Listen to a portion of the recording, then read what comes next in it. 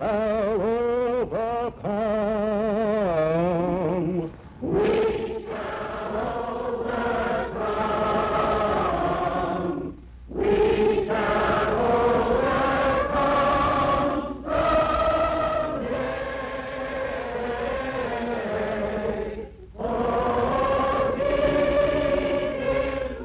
Just 100 years after Lincoln signed the Emancipation Proclamation that freed the slaves, 200,000 people converge on the nation's capital to rally for civil rights. They come by train, they come by bus and by air. They come from the north, the south, the east and west. They come united in one cause, to urge Congress to pass a civil rights bill to end forever the blight of racial inequity. This great throng with a cause gathers on the mall that stretches from the Washington Monument toward the Capitol. From the break of dawn, they filter into the city.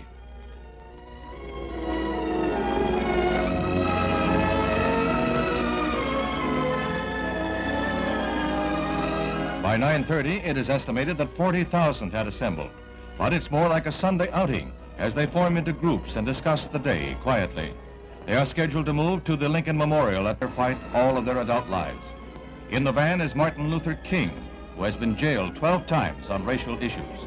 Others on hand include Walter Reuther, head of the auto workers.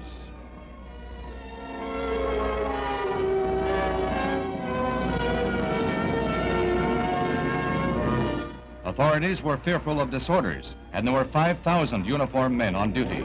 They had little to do but keep dissident groups away from the rally. Arrests in Washington were below normal. Police attribute this to the fact that for the first time in 30 years, you couldn't even buy a beer in Washington. We shall overcome someday.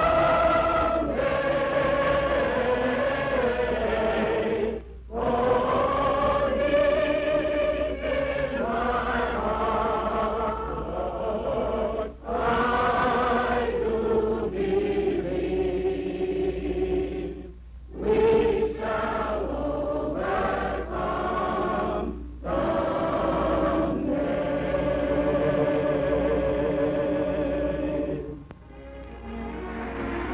The crowd assembled around the reflecting pool before the Lincoln Memorial occupies every inch on the lawns and under the trees. And there's a great swell of cheers to welcome Martin Luther King to the speaker's podium, a man who stands as a symbol of all they are fighting for.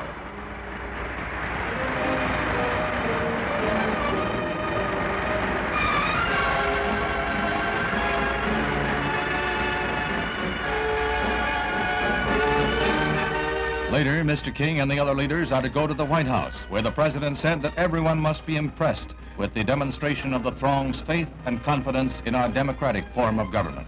However, he warned, there's a long fight ahead in Congress. The theme, the keynote, the thought uppermost in minds of all here today is best set forth by Dr. King. He sums up a day the Capitol will long remember.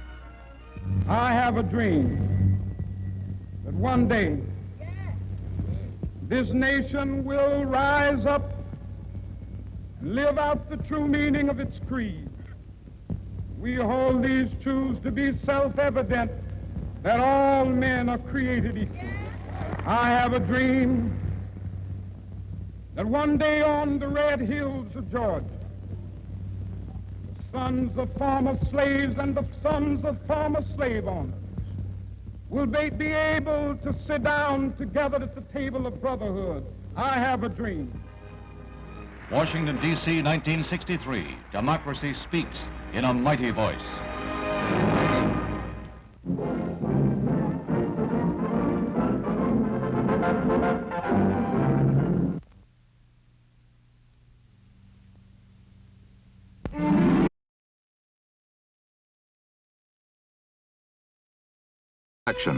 Celebrating his birthday during the walk, Meredith hopes to cover the 210 miles in 10 days.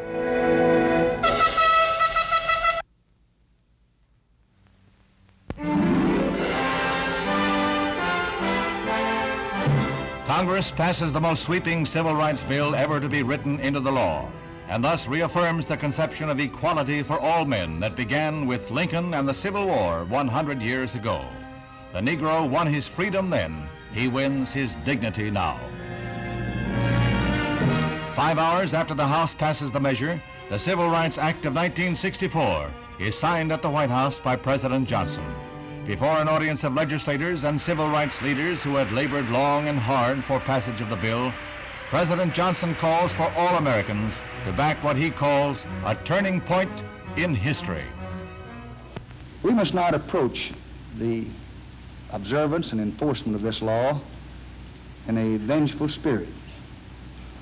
Its purpose is not to punish. Its purpose is not to divide, but to end divisions, divisions which have lasted all too long. Its purpose is national, not regional. This Civil Rights Act is a challenge to all of us to go to work in our communities and our states, in our homes and in our hearts, to eliminate the last vestiges of injustice in our beloved country. So, tonight I urge every public official, every religious leader, every business and professional man, every working man, every housewife, I urge every American to join in this effort to bring justice and hope to all our people and to bring peace to our land. There's warm applause from members of both parties as the president sets to work. It is work. He uses nearly 100 pens to affix his signature and date. Souvenirs go to Republican leader Everett Dirksen and Democratic whip Hubert Humphrey. The president seems to have mastered the art of just touching each pen to the paper.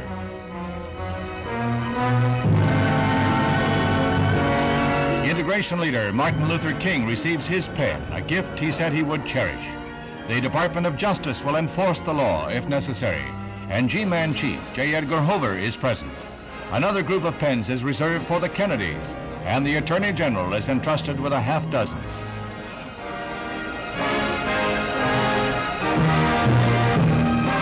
Now, in this summer of 1964, the Civil Rights Bill is the law of the land. In the words of the President, it restricts no one's freedom so long as he respects the rights of others.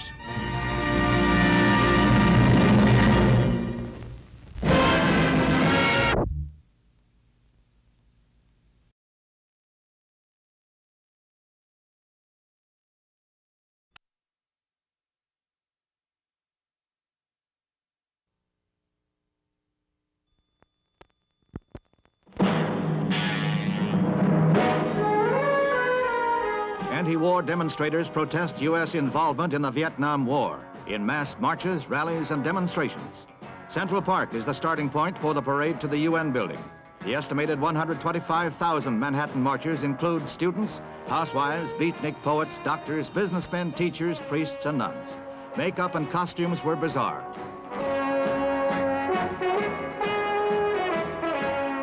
Before the parade, mass draft card burning was urged. Demonstrators claimed 200 cards were burned, but no accurate count could be determined. Reporters and onlookers were jostled away on purpose. Although mostly peaceful, shouted confrontations were frequent and fiery during the course of the march.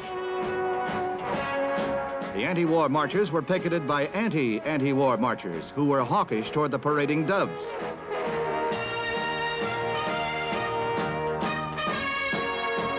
Civil rights leader Martin Luther King leads the procession to the United Nations, where he urges UN pressure to force the U.S. to stop bombing North Vietnam. Police arrested 5 persons as disorderly. 3 were grabbed when they rushed the parade float. No serious injuries, however, in New York's biggest anti-war march. A companion peace demonstration brings out 50,000 marchers in downtown San Francisco. They parade 2 miles along Market Street, pacifists and hippies together. Gigantic Kezar Stadium holds the mass rally, where anti-war songs and speeches trigger a short scuffle between pro and con factions. No one was injured. Both demonstrations were sponsored by a loose coalition of left-wing, pacifist, and moderate anti-war groups. President Johnson, meanwhile, let it be known that the FBI is closely watching all anti-war activity. In Rome, a peace demonstration ironically erupts into violence near the U.S. Embassy along the glamorous Via Veneto. Police, alerted to possible trouble, stopped the marchers just short of their goal, and then the march turned into a riot. Peace placards, cafe chairs, and fists flew in all directions. The next phase, a sit-down protest, but Rome police and firemen, too, had a solution. The solution, H2O, applied freely and under high pressure by the Rome Fire Brigade. The strong water jets bowled over demonstrators one after another. They dried out in the pokey. It took police 1 hour to break up the mob. 33 rioters were arrested. Internal drama in the Eternal City.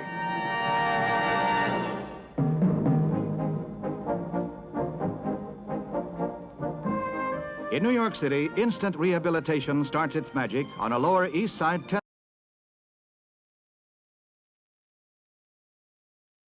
Here to present to you Dr. Martin Luther King, Jr.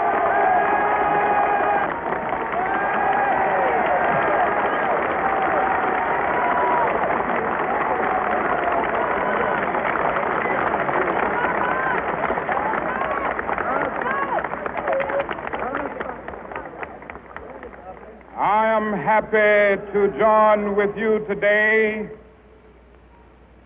in what will go down in history as the greatest demonstration for freedom in the history of our nation.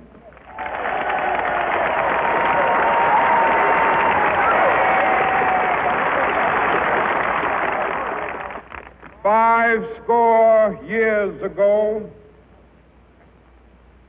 a great American in whose symbolic shadow we stand today signed the Emancipation Proclamation. This momentous decree came as a great beacon light of hope to millions of Negro slaves who had been seared in the flames of withering injustice. It came as a joyous daybreak to end the long night of their captivity. But 100 years later, the Negro still is not free. There are those who are asking the devotees of civil rights, when will you be satisfied? We can never be satisfied as long as the Negro is the victim of the unspeakable horrors of police brutality. We can never be satisfied as long as our children are stripped of their selfhood and robbed of their dignity by signs stating for whites only.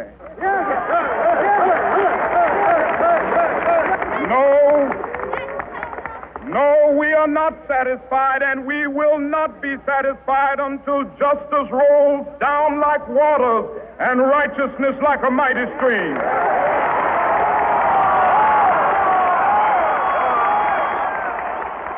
I have a dream that one day on the red hills of Georgia, the sons of former slaves and the sons of former slave owners will they be able to sit down together at the table of brotherhood. I have a dream that one day, even the state of Mississippi, a state sweltering with the heat of injustice, sweltering with the heat of oppression, will be transformed into an oasis of freedom and justice. I have a dream that my 4 little children will one day live in a nation where they will not be judged by the color of their skin, but by the content of their character. I have a dream today.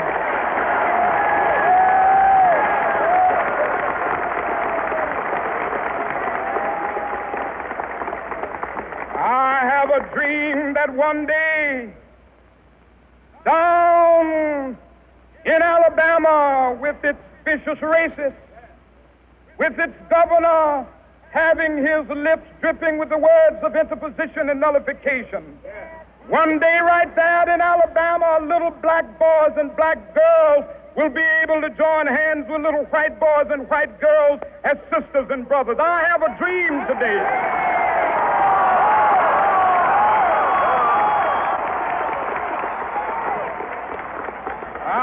have a dream that one day every valley shall be exalted. Every hill and mountain shall be made low, the rough places will be made plain, and the crooked places will be made straight, and the glory of the Lord shall be revealed, and all flesh shall see it together. This is our hope. This is the faith that I go back to the South with.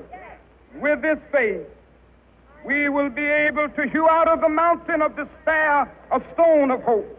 With this faith, we will be able to transform the jangling discords of our nation into a beautiful symphony of brotherhood. With this faith, we will be able to work together, to pray together, to struggle together, to go to jail together, to stand up for freedom together, knowing that we will be free one day. This will be the day. This will be the day when all of God's children be able to sing with new meaning, my country, tears of thee. Sweet land of liberty, of thee I sing. Land where my fathers died, land of the pilgrim's pride. From every mountainside, let freedom ring. And if America is to be a great nation, this must become true. So let freedom ring. From the prodigious hilltops of New Hampshire, let freedom ring. From the mighty mountains of New York, let freedom ring. From the heightening Alleghanies of Pennsylvania, let freedom ring. From the snow-capped Rockies of Colorado, let freedom ring. From the curvaceous slopes of California. But not only that, let freedom ring from Stone Mountain of Georgia. Let freedom ring from Lookout Mountain of Tennessee. Let freedom ring from every hill and molehill of Mississippi, from every mountainside. Let freedom ring. And when this happens,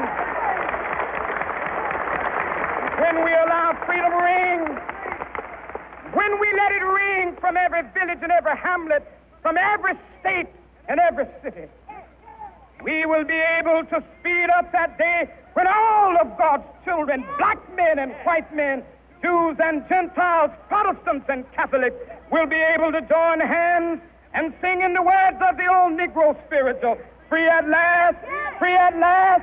Thank God Almighty, we are free at last.